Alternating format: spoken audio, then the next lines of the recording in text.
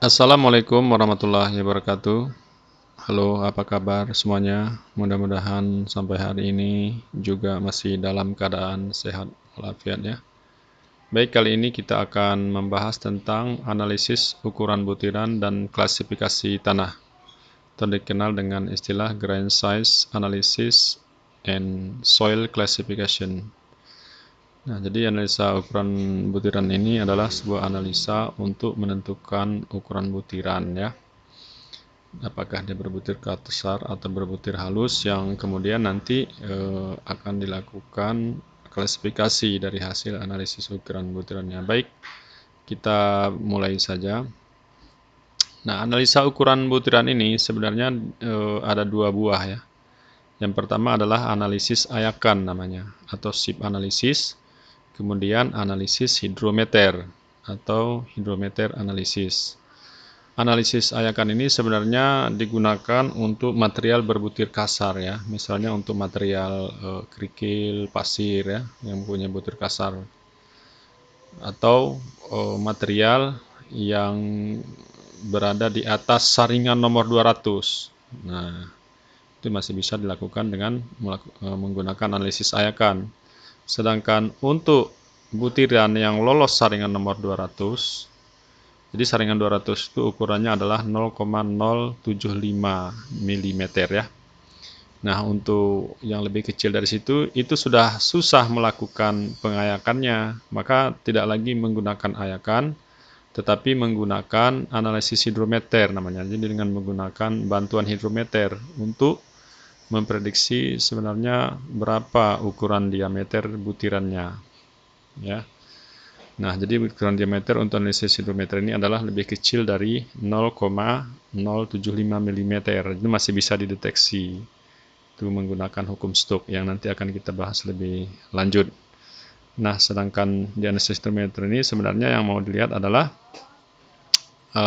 persentase untuk lempung ya dan lumpur atau silt. Baik, sekarang kita lihat analisis ayakan atau SIP analisis. Nah, untuk melakukan pengujian analisis ayakan ini, maka tanahnya terlebih dahulu di open dulu ya, atau dikeringkan di panas matahari, nah, sehingga kadar airnya menguap, nol lah. Nah, jadi sudah. Tapi yang terbaik itu adalah di open ya, sehingga kadar airnya itu habis gitu ya. Tidak ada lagi kadar airnya. Setelah dilakukan open, lebih kurang selama 24 jam, nanti material tersebut kita ayak dengan menggunakan seperangkat ayakan seperti ini. Jadi ini adalah ayakan standar ya, yang mempunyai ukuran terbesar sampai terkecil. Nah, katakan seperti itu. Baik. Nah, adapun ayakannya ya kira-kira seperti ini ya. Ini ayakan terbesar, kecil-kecil sampai ayakan nomor 200 ya. Ini kalau kita susun seperangkat ayakannya seperti ini. Nah, ini karena masih teori, mungkin belum pernah melihat, jadi sebelum ke laboratorium ya, terlebih dahulu ya sudah bisa kita bayangkan lah, atau kita ilustrasikan bagaimana sebenarnya bentuk dari ayakan itu. Kemudian ini ada alat penggetar namanya ya, penggetar elektrik. Ketika kita melakukan pengayakan, ini tidak digoncang dengan tangan, tapi diguncang dengan menggunakan mesin supaya butir-butirannya turun semua. Jadi untuk analisis ayakan ini, kondisi butirannya harus dalam keadaan kering ya. Baik, nah tadi seperangkat ayakan ya. Jadi ada ayakan, sebenarnya di atas nomor 4 masih ada nomor 1 inci, misalnya 1,5 inci, dan seterusnya. Nah, sekarang kita mulai dari ayakan nomor 4 di sini sesuai dengan tabel ini. Nomor 4, nomor 6, 8, 10, dan seterusnya sampai ayakan nomor 200. Jadi ayakan itu sendiri, ini dia seperangkat ayakan. Nomor 4 itu punya butiran 4,75 mili. Ya. Dan seterusnya makin ke bawah ukurannya makin kecil. Nah, itu dia. Ini bisa dilihat sendiri bagaimana gambarnya. Nah, sekarang apa arti dari ayakan nomor 4 atau ayakan nomor 100? Nah, sebenarnya dalam 1 inci kuadratnya ya, dalam luasan 1 inci itu itu ada 10 kali 10 ya. Kalau dia 1 inci berarti ada nomor 100, berarti ada 100 buah ayakan, 100 buah lubang ya. Dalam 1 inci persegi itu ada 100 buah lubang. Nah, begitu kira-kira halusnya. Di ayakan nomor 4, nah berarti dalam 1 incinya itu 4 horizontal, 4 vertikal, jadi 4 kali 4 itu ada 16 lubang. Ayakan nomor 10, nah, berarti 10 kali 10 ya, 100. Nah, kalau tadi ayakan 100 tadi berapa berarti itu? 100 dikali 100 ya. 100 kali 100, 10.000 lubang. Nah, begitulah kira-kira ukurannya. Jadi jangan melihat dari situ, kita anggap saja untuk nomor 100 gitu ya. Ayakan nomor 100 diameter butirannya adalah 0,15. Ayakan nomor 200 ukuran butirannya 0,075. Jadi ini pengertian secara kasarnya seperti itu. Dalam 1 inci kuadrat itu ada 10 lubang ke arah horizontal dan 10 lubang arah vertikal, jadi 10 kali 10 100 lah begitu. Nah, dalam ukurannya ya sekitar 2 mili gitu ya kalau untuk ayakan nomor 10. Baik, kita lanjutkan. Nah, jadi SIP analisis ini ya seperti ini ya diguncang. Nanti dia material-materialnya akan turun ya. Nanti ada yang tertahan di masing-masing saringkan. Kemudian nanti akan kita timbang ya dan kita hitung berapa persentase dari masing-masing yang tertahan. Kemudian dari yang tertahan itu nanti kita hitung juga yang lolos gitu ya, berapa persen lolos. Baik, ya intinya seperti itu. Ini misalnya contoh material. Kita tuangkan ke seperangkat ayakan tadi. Ini tentunya ditimbang dulu ya sebelumnya. Misalnya katakanlah 1 kg gitu. Sehingga nanti kita tahu berapa yang tertinggal di masing-masing ayakan. Jadi dituang dari ayakan yang paling besar ya. Ya, jangan nanti di tengah-tengah seperti ini ya. Di ayakan yang paling besar dari atas. Nah, seperti ini. Kemudian nanti dimasukkan ke dalam seperangkat, ke dalam mesin penggetar nih elektrik. Nah, baik. Kemudian setelah diguncang selesai, itu masing-masing di atas ayakan nanti kita timbang berapa beratnya. Ya. Termasuk di posisi yang paling bawah, sisa di bawah nanti ditimbang berapa beratnya. Nah, ini ada contoh dari hasil pengujian analisis ayakan atau SIP analisis. Itu punya sampel dengan berat 824 gram. Ya. Nah, kemudian ini ayakannya nomor 4, nomor 8, sampai nomor 200. Kemudian pan. Pan ini adalah bagian terbawah ya untuk tampungan paling bawah dari susunan ayakan tadi. Ini ukuran butirannya seperti di atas tabel tadi. Ya, seperti tabel di atas. Kemudian setelah dilakukan pengguncangan dengan mesin penggetar tadi, itu diperoleh masing-masing yang tertahan nih mass of soil retained on each SIP. Jadi masing-masing yang tertahan di atas ayakan itu ini dia. 154 gram, 72 gram, 72 gram di nomor 16, 149 gram di nomor 100. Nah, setelah ini kita peroleh, maka kita hitung persen yang tertahan di masing-masing ayakan. Nah, jadi kalau ini ada 154 gram, berarti yang tertahan adalah 154 dibagi 824 ya. Nah, jadi 18,7%. Di saringan nomor 50, berarti berapa persen tertahan? Berarti 80 dibagi dengan 824. Nah, hasilnya 9,7%. Dan seterusnya, ini persen yang tertahan di atas masing-masing ayakan.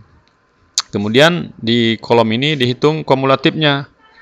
Nah, kumulatifnya berarti di sini yang pertama 18,7. Di sini tambah terus nih, 18,7 tambah 8,7, hasilnya ada 7,9. Yang berikutnya adalah 27,9 tambah 8,7, 36,1. Dan seterusnya seperti itu.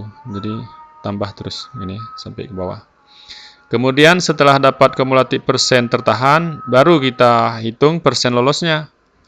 Nah, berarti kalau tertahannya dia di atas saringan nomor 4 ini 18,4%, berarti yang lolos kan 100 dikurang 18,7 ini ya, sama dengan 81,3. Yang di sini juga seperti itu, berapa persen lolosnya? Di 100% kurang 27,9, dapat 72,6. Nah, kalau yang ini berarti 100% kurang 63,5%. Hasilnya adalah 36,5. Nah, jadi inilah dia persen lolos di masing-masing ayakan. Nah, seperti itu. Berarti ini kalau ini 81,3% lolos saringan nomor 4. Berarti banyak yang lolos ya. Nah, di sini tertahan nanti sehingga persen lolosnya masing-masing seperti ini. Nah, setelah diperoleh persen lolos, nanti baru dibuatkan grafik distribusi ukuran butirannya. Jadi hubungan nanti antara diameter butiran dengan persen lolos. Nah, jadi grafik nanti seperti ini ya. Ini setelah jadi. Ya, grafiknya seperti ini. Jadi kalau ingin memperdalam macam mana cara membuat grafiknya itu bisa dilihat di video yang lalu ya. Itu sudah di-share macam mana cara membuat grafik analisa distribusi ukuran butiran. Setelah diperoleh nanti bisa menentukan misalnya D10-nya ya. Diameter 10%, ya hasilnya sekian 0,16 mm. Kemudian D30. Di 30% sini ya hasilnya adalah 0,37. Kemudian D60%, ya nanti di sini titik potongnya hasilnya adalah 0,9 mm. 0,9 mm. Jadi bukan persen ya, milimeter. Jadi diameter butiran yang sesuai dengan apakah 10%, 30%, dan 60% lolos. Baik, nah kita lanjutkan. Sekarang kita bahas tentang analisis hidrometer. Jadi analisis hidrometer seperti dijelaskan tadi adalah sebenarnya untuk mengukur diameter butiran yang lebih kecil dari 0,075 mili atau lebih kecil dari 75 mikron ya. Atau yang lolos saringan nomor 200 karena tidak memungkinkan lagi dia kita lakukan pengayakan. Jadi dilakukan dengan analisis hidrometer. Jadi dengan prediksi ya, dengan menggunakan alat hidrometer untuk memprediksi diameter butirannya. Nah, di sini secara logika diameter yang besar itu tentu lebih cepat turunnya ya. Nah, dibandingkan dengan diameter yang lebih kecil. Jadi hukum Stokes itu memprediksi seperti itu. Jadi bisa dihitung tuh sebenarnya berapa ukuran butirannya. Jadi peralatan yang diperlukan ini ada kalgon atau natrium heksametafosfat untuk memecahkan butiran ya tanpa merusak. Jadi dia untuk melepaskan butiran, ikatan antar butir karena tanah liat kan susah dia itu, ada daya lekat antar butirnya. Jadi cara memisahkannya dengan menggunakan kalgon ini. Ya, jadi sampelnya sebelumnya ditimbang dulu beratnya. Kemudian direndam selama 24 jam, keesokan harinya nanti di mixer ya. Nah, dengan alat ini diaduk dia, di mixer supaya butirannya terpisah. Nah, kemudian langkah kerjanya seperti ini. Ini ada gelas ukur ditimbang, kemudian ada sampelnya yang digunakan 50 gram. Ini yang kering open. Kemudian ini juga masukkan 4% bahan pendispersi tadi, kalgon tadi, ya. Kemudian aduk sampai rata ini tadi. Kemudian ambil 125 cc airnya, masukkan sampel tanah tadi yang sudah ditimbang tadi, tanah kering tadi, masukkan. Kemudian rendam selama 8 atau 12 jam atau 24 jam, enggak masalah. Kemudian setelah direndam nanti ambil silinder 1000 cc, tambahkan 75 cc air suling, ditambah 120 cc pendispersi. Ini, jadi total nanti 1000 kan. Kemudian kita catat suhunya dan seterusnya. Ini bisa dilihat sendiri ya. Baik, kemudian ini kita percepat aja setelah di mixer. Kemudian dituang kembali ke gelas ukur itu. Ditambahkan air sampai 1000 mm. Nanti kemudian diguncang ya, diaduk. Nah, setelah itu baru nanti kita lakukan pengujian dengan menggunakan alat hidrometer namanya. Jadi di setiap waktu ya, mulai dari 0,5 menit, 1 menit, 2 menit, 4 menit, 8 menit, 10 menit, sampai 24 jam ya. Nah, jadi di setiap waktu itu nanti bisa kita prediksi berapa ukuran butirannya. Misalnya di setengah menit. Nanti setelah kita hitung ukuran butirannya sekian. Di 5 menit, ukuran butirannya sekian. Jadi untuk menghitung diameter butiran itu, memprediksinya dengan menggunakan rumus ini. Nah, jadi D sama dengan akar dari 18 mu per GS kurang 1 kali gamma W akar L per T. Ya, jadi mu ini adalah kekentalan air, GS ini adalah specific gravity, gamma W-nya adalah berat jenis air ya. Kemudian L ini adalah panjang dari ini kemari. Jadi ini permukaan air ya sampai ke titik berat dari hidrometer ini. T itu waktu. Nah, jadi waktu.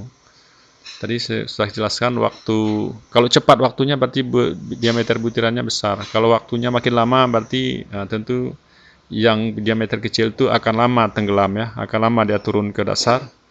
Nah, jadi digunakan rumus ini untuk memprediksi diameter butirannya. Ini ada kecepatan turunnya V sama dengan L per T. Kemudian L itu adalah ini kemari ya. Nah, ini kemari. Yang rumusnya adalah L2 tambah setengah kali L2 kurang VB per A ini. L1 ini dia, L2 ini L-nya, ini adalah L aksen. Nah, mungkin ini tidak kita lihat secara detail ya. Yang penting macam mana prosesnya nanti mengukurnya. Jadi di laboratorium yang kita ukur nanti L-nya ini. Ya, tidak semua L diukur L-nya saja gitu ya. Nah, kemudian dengan rumus ini sebenarnya efektif dia bisa menghitung butiran dengan diameter lebih besar dari 0,002 mm dan lebih kecil dari 0,2 mm. Nah, jadi kalau lebih kecil dari 0,002 mm ini nggak cocok lagi pakai menggunakan hukum Stokes atau pakai rumus ini ya. Nah, jadi idealnya diameter butirannya yang diukur akurat gitu ya, bisa akurat bila rentangnya berada di sini. Baik, kita lanjutkan. Jadi rumus yang tadi disederhanakan menjadi D sama dengan K L per T. Nah, ini diameter butirannya ya. Nah, K ini adalah konstanta ya. Jadi K itu nanti bisa dilihat dari tabel seperti ini. Jadi tanah itu diperiksa dulu berat jenisnya. Nah, setelah diperoleh berat jenisnya, pada temperatur tertentu nih K-nya berubah-ubah. Nah, misalnya kita pada saat ngukur suhunya misalnya 22 derajat Celcius. Spesifik graviti tanahnya 2,65. Berarti 22, 2,65. Spesifik gravitinya berarti K-nya itu diambil adalah 0,133. Kita masukkan kemari. L-nya tadi adalah pembacaan dari hidrometer. T-nya adalah waktu. Nah, jadi diameternya langsung bisa diperoleh ya. Berapa nilainya. Baik, kemudian untuk mencari L ini juga dilihat dari tabel. Nah, L ini dilihat dari tabel juga. Berdasarkan apa? Berdasarkan bacaan hidrometernya. Nah, jadi original hidrometer reading itu pembacaan originalnya. R aktualnya ya. Ini kita baca R aktualnya di hidrometer itu berapa gitu kan. Kemudian di ini rumusnya. Jadi R koreksi ya, R koreksi sama dengan R aktual kurang zero correction tambah CT. Nah, untuk R aktual ini setelah dikoreksi ya. Nah, ini koreksi poin meniskus. Jadi RC akhirnya kita lihat dari sini untuk menentukan L-nya. Jadi R aktual dikurang zero correction-nya tambah CT. CT ini adalah koreksi suhu. Nah, jadi koreksi suhu. Nah, koreksi suhu ini bisa kita lihat di tabel berikut ya. Nih.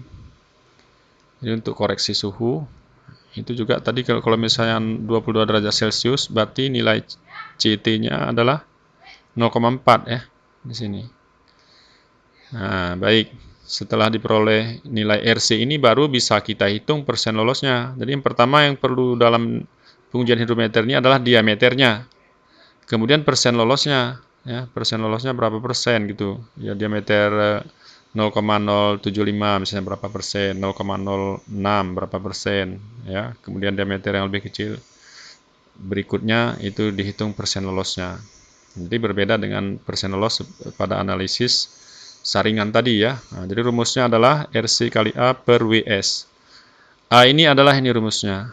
A sama dengan spesifik gravity berat jenis ya kali 1,65 per GS kurang 1 kali 2,65. Ini tinggal kita masukkan nilai A-nya kemari. RC-nya tadi adalah pembacaan dari hidrometer tadi yang sudah dikoreksi dengan zero correction dan koreksi dari suhu ini tadi. Nah, seperti itu. Kemudian WS ini tadi adalah berat mula-mula ya. Berat yang ditimbang tadi berapa? 50 gram. Nah, kemudian kalau nggak mau hitung pakai rumus, nilai A ini bisa juga dilihat dari tabel ini ya. Nah, jadi kalau misalnya GS-nya tadi berapa? 2,65. Berarti A-nya masukkan 1 di sini. Sehingga persen lolosnya bisa dihitung. Baik, saya kira mudah dipahami ya. Mudah-mudahan bisa dipahami. Ini tadi penjelasan dari rumus RC ya, nilai bacaan setelah dikoreksi. R aktual adalah bacaan aktualnya tadi. CT faktor koreksi temperatur. A-nya adalah faktor koreksi berat jenis. Jadi W-nya adalah waktu ya, atau T ya. T-nya adalah waktu. Baik, ini tabel-tabel tadi kita perlihatkan sekilas lagi. Jadi nilai K diambil dari tabel ini berdasarkan temperatur, berat jenisnya nanti dapat. Kemudian nilai L-nya juga ditentukan dari hasil R koreksinya tadi, ya. Kemudian koreksi dari temperatur ini dan koreksi dari nilai A tadi ini, koreksi dari berat jenis ya, atau nilai A untuk mencari persen lolosnya tadi.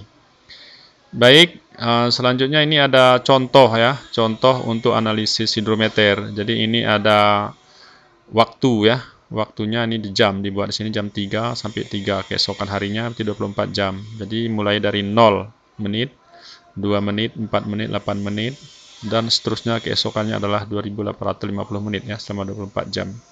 Temperaturnya juga dicatat. Temperaturnya bukan temperatur ruangan, jadi temperatur dari suspensi kita tadi. Jadi air dan tanah tadi yang diaduk ya. Itu dicek suhunya ini supaya nanti kita bisa kontrol tadi kan nilai RC-nya, A-nya dan seterusnya. Ini ada bacaan actual reading ya. Kemudian ini ada yang sudah dikoreksi dengan rumus tadi. Kemudian ini ada persen lolosnya. Nah, kemudian ini ada koreksi dari meniskusnya. Kemudian ini nilai L-nya tadi yang diambil dari tabel. Ini adalah L per T. Nah, jadi L per T ini adalah nilai L ini dibagi dengan waktu. Waktunya 2 menit. 8,4 bagi 2, 4,2 ya. Kemudian K-nya juga tadi dilihat dari tabel. Nah, sekarang coba kita bahas ini dari baris yang pertama ini ya. Pada waktu T 2 menit. Nah, ini kita lihat. Kita hitung RC-nya. RC-nya tadi adalah ini ya. Ini RC. Ini berarti nilai yang udah dikoreksi. Jadi RC itu adalah R aktual. R aktual adalah 47. Nah, jadi kalau di bacaan hidrometer itu kan ada lengkungan air ya. Lengkungan airnya kan nggak rata sekali itu antara hidrometer dengan airnya karena dia dari kaca. Nah, jadi yang ada dua. Jadi dekatkannya dia akan naik sedikit ya. Jadi yang kita baca RA-nya adalah yang atas gitu ya. Nah, jadi bacaan yang atas. Nah, jadi itu sebagai nilai aktualnya. Jadi nanti hasilnya itu dikoreksi. Ini jadi R aktualnya tadi 47. Ini kita lihat di baris pertama ya. Ini 47. Kemudian ciri koreksinya adalah 3. Tambah koreksi temperaturnya tadi. Nah, jadi di tabel sebelumnya itu sudah kita lihat tadi ya 0,4. Kemudian RC-nya adalah 44,4. Ini dia.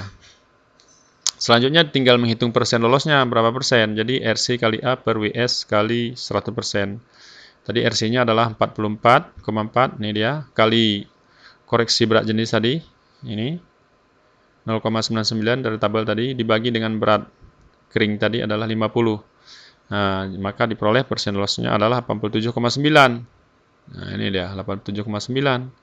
Dan seterusnya nih. Bawah ya. Hitung. Kemudian koreksi hidrometer untuk meniskusnya 47 tambah 1. Jadi tadi bacanya 47. Koreksi meniskusnya 1. Makanya dia di sini adalah 48 nih setelah dikoreksi. L-nya dilihat dari tabel. Nah, jadi L-nya adalah 8,4. Ini nilai dari tabel. Baik, selanjutnya nilai D. Diameternya dihitung. D sama dengan K akar L per T. K-nya 0,0131 dari tabel, 8,4 ini tadi, dibagi T, waktunya adalah 2 menit. Maka untuk diameter, di sini adalah 0,027 mm. Nah, di waktu 2 menit. Nah, kemudian dengan cara yang sama, di menit ke terakhir nih, 2850, besoknya 24 jam kemudian. Nah, ini dengan cara yang sama tadi, ini R aktualnya adalah 10, ya. Kemudian ciri koreksinya 3, ditambah koreksi temperaturnya adalah 1. Nah, koreksi temperaturnya udah berbeda. Kenapa? Karena pada saat awal nih 22 derajat ya. Kemudian yang terakhir tuh suhunya 24 derajat. Nah, jadi ini nanti CT-nya lihat di tabel seperti yang dijelaskan tadi. Persen lolosnya dengan cara yang sama seperti tadi, hitung. Jadi RC-nya sama dengan 8 dikali A-nya. A-nya tidak sama lagi, A-nya masih sama ya. Nah, karena GS-nya sama. Nah, jadi 0,99 dibagi dengan berat mula-mula. Jadi diperoleh 15,8%. Ini dia. Nah, inilah dia persen lolosnya. Kemudian diameter butirannya adalah 0,009 mm. Nah, kemudian ini nanti terakhir dibuat juga grafiknya. Jadi grafik hubungan antara diameter butirannya. Nah, diameter butirannya tadi adalah ini dengan persen lolos ya. Nah, persen Finer ini. Nah, itu untuk grafik pengujian hidrometer. Nah, sebenarnya kedua pengujian tadi, analisis saringan dan analisis hidrometer, itu grafiknya bisa disatukan ya. Nah, disatukan, dibuat menjadi satu gitu. Nah, mungkin untuk itu akan kita buatkan juga nanti ya video tutorialnya bagaimana cara membuat grafik analisa ukuran butiran dan analisa hidrometer yang digabungkan. Nah, kalau yang tadi masing-masing. Ini untuk hidrometer seperti ini, ya kan? Hubungan antar diameter butiran dan persen lolosnya. Tapi bisa digabungkan dia. Nah, sebenarnya nggak sulit ya. Nah, nanti akan kita buatkan tutorialnya mungkin barang waktu 5 atau 6 menit sudah bisa kita peroleh grafiknya. Baik, selanjutnya setelah dibuat grafik, ya caranya sama, kita tentukan nilai D10 ya. Bisa kita lihat di nilai ini, koefisien keseragaman, koefisien gradasinya. Tadi sudah kita jelaskan ada D10, D30 dan D60-nya. Kemudian kita nilai berdasarkan hasil dari analisis saringan dan analisis hidrometer tadi, apakah dia masuk gap graded, well graded, atau uniform graded. Gap graded ini adalah gradasinya senjang ya. Jadi di mana tanah satu atau lebih ukuran butirannya tidak ada, makanya dikatakan gap. Ada gap dia, ada gap graded, gradasinya senjang. Kemudian well graded. Well graded ini adalah gradasi baik ya, di mana ukuran butirannya terbagi merata dalam suatu batasan yang luas. Jadi hampir semua butiran ukurannya ada, hampir semua butiran di well graded. Ini gradasi terbaik. Kemudian uniform graded, ini gradasinya seragam ya. Jadi yang ukuran butirnya hampir sama. Jadi kalau kita lihat grafiknya seperti ini. Jadi yang uniform ini seperti ini kan butirannya dari 2 sampai 0,5. Jadi hampir sama. Malahan di sini banyak yang sama gitu ukuran butirannya. Sedangkan gap graded ini dia. Nah, jadi butirannya ada yang kosong gitu, ada yang tidak ada. Sedangkan di well graded ini semuanya ada. Artinya di well graded ini pori-porinya atau rongganya sudah berkurang di situ karena ukuran diameternya ada semua kan. Nah, itu mungkin supaya bisa dipahami ya. Jadi kalau kita lihat well graded itu seperti ini. Jadi terisi semuanya, sedangkan gap graded ada yang kosong gitu. Nah, itu dia. Kemudian selanjutnya akan dilakukan klasifikasi tanah. Klasifikasi tanah itu ada 3. Ada klasifikasi tanah berdasarkan sistem USGS seperti ini, Unified Soil Classification System. Ini kita bahas di video tersendiri ya. Nah, jadi kebetulan sebelumnya sudah kita bahas ini. Jadi kalau mau lihat lebih detail macam mana klasifikasi tanah sistem USGS, lihat video sebelumnya. Begitu juga dengan sistem ASTO. Itu juga macam mana cara mengklasifikasikannya, lihat video sebelumnya. Kemudian ada juga klasifikasi sistem USDA. USDA ini sebenarnya di engineering ya, di bidang sipil ini kurang dipakai ya. Nah, tapi kalau diperlukan mungkin bisa kita buatkan nanti videonya macam mana cara menentukan klasifikasi tanah berdasarkan sistem USDA ini. Nah, saya pikir hanya sekian saja. Bagi yang belum subscribe, silakan subscribe dan hidupkan loncengnya ya, agar dapat notifikasi di smartphone-nya atau di laptopnya untuk video berikutnya. Terima kasih, sampai bertemu kembali. Assalamualaikum warahmatullahi wabarakatuh.